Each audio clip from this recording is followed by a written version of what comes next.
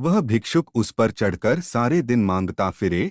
जो कुछ भिक्षा मांगकर लाता वह उसे अपने परिवार के साथ मिलकर खाता और वो बैल सारी रात द्वार पर खड़ा रहता।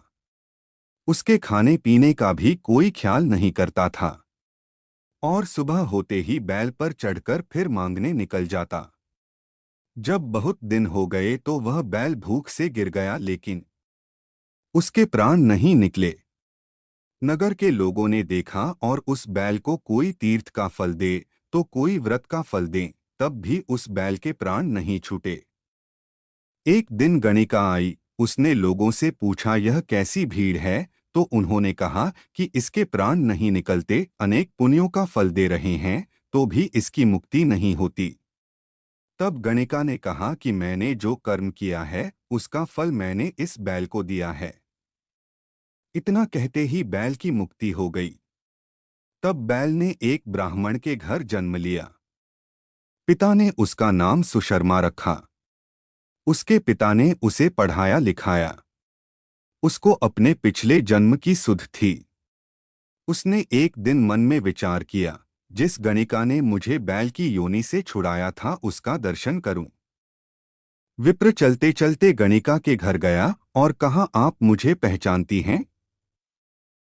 गणिका ने कहा, मैं नहीं जानती, तुम कौन हो? तब उसने कहा कि मैं वही बैल हूं जिसको आपने अपने पुण्य दिए थे। तब मैं बैल की योनि से छूटा था। अब मैं विप्र के घर जन्म हूं। आप अपना पुण्य बताएं। गणिका ने कहा कि मैंने अपने जाने पुण्य नहीं किया, परंतु मेरे घर एक तोता है। वह रोज सवेरे कुछ पढ़ता है। मैं उसका वाक्य सुनती हूँ। उस पुण्य का फल मैंने तुम्हें दे दिया। तब विप्र ने तोते से पूछा कि तू सवेरे क्या पढ़ता है? तोते ने कहा, मैं पिछले जन्म में विप्र का पुत्र था।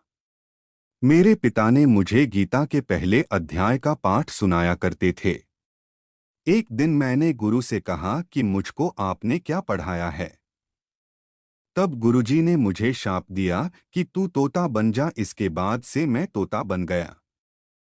एक दिन बहेलिया मुझे पकड़ ले आया और एक विप्र ने मुझे मोल ले लिया। वह विप्र भी अपने पुत्र को गीता का पाठ सिखाता था। तब मैंने भी यह पाठ सीख लिया।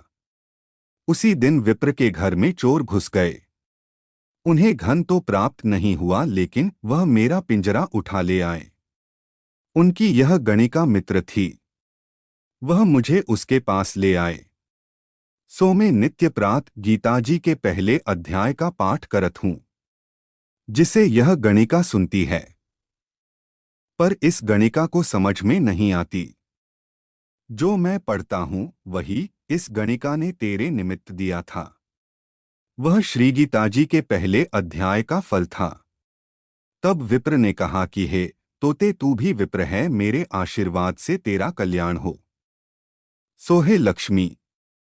विप्र के इतना कहते ही वह तोता भी मुक्ति को प्राप्त हो गया। तब गणिका ने बुरे कर्म छोड़ भले कर्म ग्रहण किए और नित्य स्नान करके श्री गीताजी के प्रथम अध्याय का पाठ करना शुरू कर दिया, जिससे उसकी भी मुक्ति हो गई।